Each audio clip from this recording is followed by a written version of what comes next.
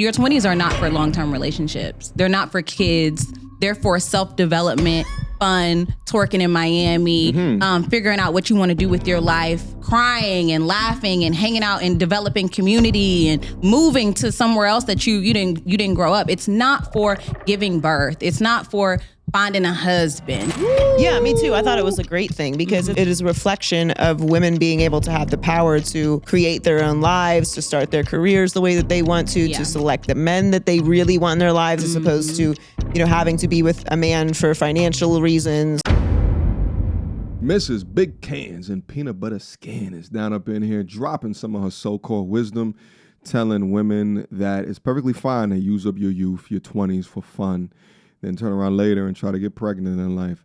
So we got to break it down here, dissect the message, and learn what this can really mean. Let's get active on this one. Without further ado. I think destigmatizing sex it's not that sex has been destigmatized, but we talked about it a couple weeks ago where there are more women in their 40s having children now than there are teenagers. Yeah. Which is how it should be. Right. Not necessarily that you need to have kids in your 40s, but children shouldn't be having children. Right. And if we can do this sex education, if we can destigmatize sex in a way that people feel comfortable asking for condoms, asking for birth control, having conversations with their parents about when they want to become sexually active, as opposed to being like, don't have sex ever.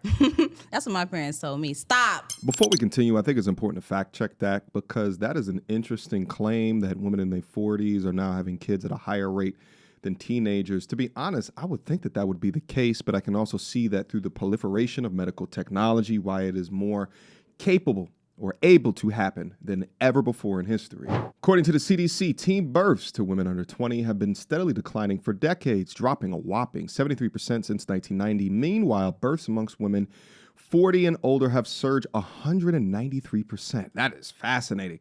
During the same time. In 2023, 4.1% of all births were to women over 40, just edging out teen births at 4%. Okay, so it's only 0.1%, but it seems as though the trajectory is that this is going to continue to grow. I also think it'll be worthwhile information to include that of all of the births over the age of 40, how many of those were healthy births? Meaning that the child didn't come out with some type of birth defect or learning disability, what have you. Now, while I think that it is a good thing that young teens are not having kids to the degree of what they were before, I also think that women should understand the consequences of pushing back childbirth to their 40s. At the same time, later in life, motherhood is on the rise. We already knew this. Births to women ages 30 to 34 grew by 24% over that same period, while births among women 35 to 39 nearly doubled with a 90% increase. Women 30 and older now account for above half of all births, up from 30% in 1990. Whoa, a 20% increase. It's wild to see this shift just within my lifetime alone.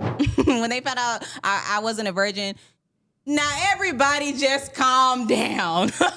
Just stop, and I was like, okay, well, I guess, I'll try.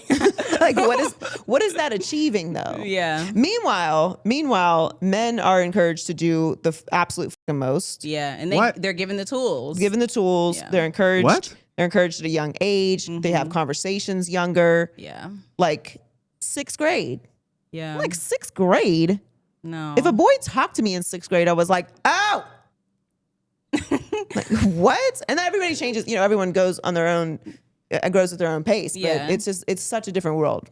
Yeah, I mean, what? It's fascinating to me how she can always sprinkle in a degree of her man hate within all of her messaging. Girls develop from a hormonal perspective earlier than boys. So I'd argue that girls are way more fast than young boys. Now, if this is an argument about how men are, cool if they have a high body count versus women that are not cool or thoughts for having a high body count, well, that's a double standard. We can talk from that perspective. But as far as like this development shit, no, girls are developing quicker. I mean, we just went over a 200% decrease of female teen pregnancy since 1990. Since back then. Those girls were having sex at that age. And now there's a lot more education behind it. Shit, you got some schools that are handing out prophylactics. But within that double standard, let's not act like there's not this sex positivity movement led by feminists or liberals to the point that these young women think that a whole phase is something to be proud of, which we'll get into here in a quick second. Love the fact that, and I did a whole YouTube video about like things I would tell myself in my 20s. And when girls who are in their 20s like are on my live, I say, go watch that video, go watch that video. And one of the main things I say, your 20s are not for long-term relationships. They're not for kids. They're for self-development, fun, twerking in Miami, figuring out what you want to do with your life, crying and laughing and hanging out and developing community and moving to somewhere else that you didn't grow up. It's not for giving birth. It's not for finding a husband. You know, you do that when you're 30 in your 30s. But if you want to, you don't have to. We cook, baby. But your 20s are for that self-exploration. And I think the shift is just women realizing, oh, I don't have to do what society has told me that I have to do. I'm starting to make my own decisions. And that shift in age just kind of shows that. And I get excited when I see stats like that. Woo! Yeah, me too. I thought it was a great thing because it's also like it is a reflection of women being able to have the power to create their own lives, to start their careers the way that they want to select the men that they really want in their lives as opposed to, you know, having to be with a man for financial reasons or because this is what, you know, you're supposed to be doing. And I know marriage is a big part of that conversation as well because there is a shift, you know, the loneliness epidemic. Look at it, Lord. Look at it. But there is a shift with women. That's her. Stay lonely. I mean, you don't have to be lonely, but you know. Oh, you say you don't have to be? I mean, no. Shut up. Listen, where's my cooked emoji, baby? We done. We cooked. These are the influencers. These are the shining examples. These are the women with the platform. These who the younger generation of women look up to as to the way that they should conduct themselves or live their lives, which seems to be antithetical towards family. They will tell you it's okay to roam the streets in your roaring 20s, rack up as much bodies as what you possibly can to understand your truth and understand your best self and to make all of the mistakes. So do what you want. Meanwhile, that is some of the most damaging advice that you can give is to not be intentional, to fly by the seat of your pants, to make it up as you go, to not strategically think about the results that you want within life, or that the majority of men that you would want as a husband, as a father, are going to be looking about how you conducted yourself in your 20s. And you expect these men to accept you with your baggage, with your trauma, with your faux irrational expectations of who a man is and what it should be, led by feminists like this, and your damaged mentality. And they ain't dealing with it. And in fact, they're rationalizing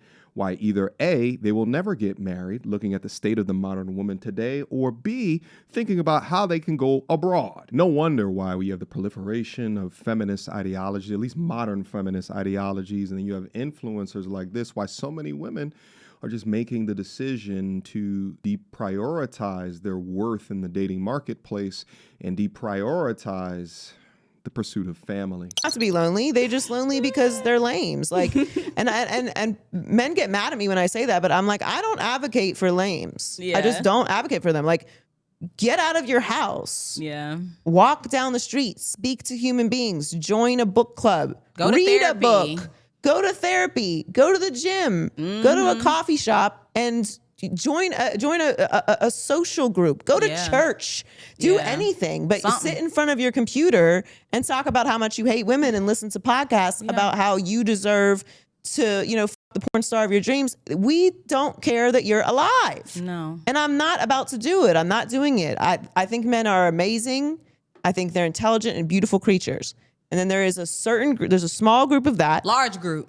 There's a small group of that, and there's a very large group of men that go unchecked. Oh yeah. And they're terrible for society, and that is why women are choosing to not get married. Yeah. They're choosing to have partners later in life. They're choosing to have children later in life because women have the ability to choose. Yeah. While there are men out there that overconsume, right? They got too many video games that they are masters of. They got too many bags of Cheetos that have spilled on their shirts.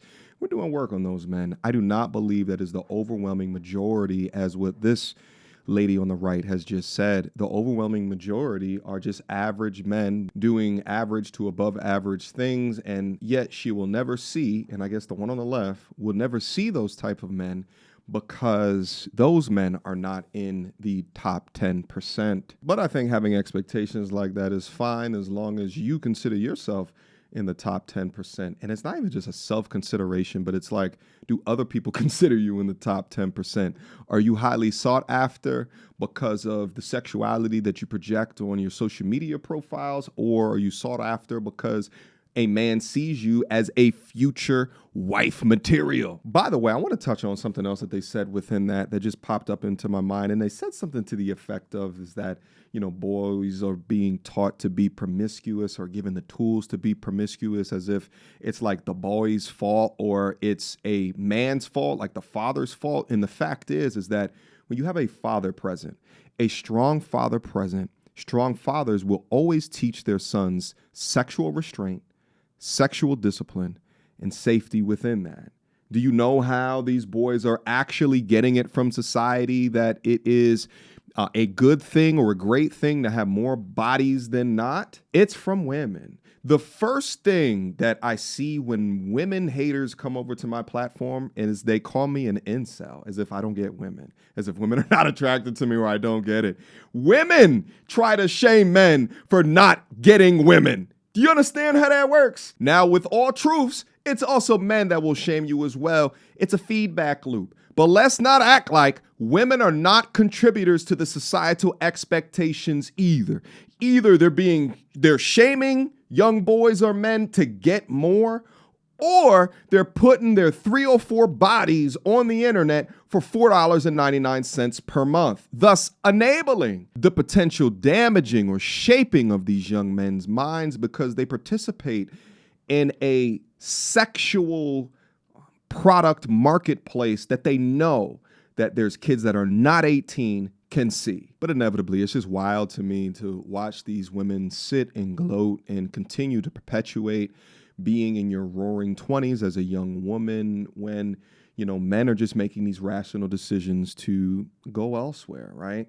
They are taking a look at the marketplace and they see a modern woman that is more materialistic, that is more selfish, and so focused on other things other than creating themselves into being a whole product for a man that think that it's worthy to get down on bended knee for. Social media has warped their minds to the point where they can believe that they can always do better than the reality that they currently have, or that they will get better with age and time and use. And it has overinflated their egos, making them think that average men are beneath them and no longer enough to support the kind of life that they want. And at the same time, they push the idea that men should have no standards, no expectations. Matter of fact, they'll call you misogynistic for having standards or expectations.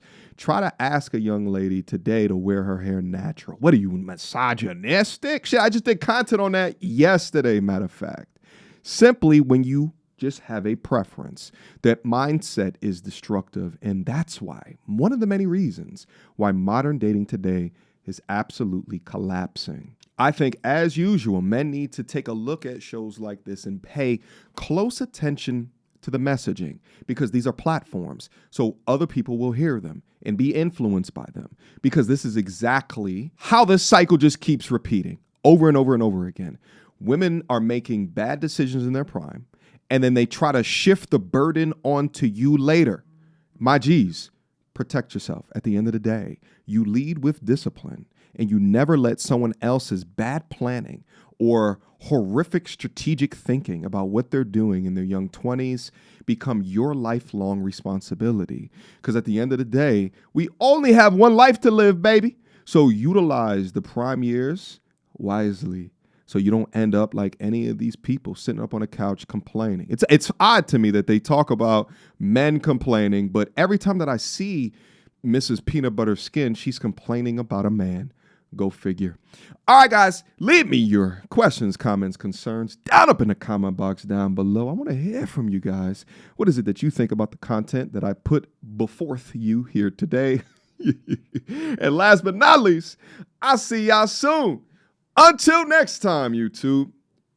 Peace. She belongs to the street. Girl, don't hold my hand. You a mattress actress on the OnlyFans. Get your money, girl, but damn, how is that your only plan? What you gonna do when you get too old to strip and dance? Get up out your echo chamber screaming period and yes. You a low down dirty woman if you try to get knocked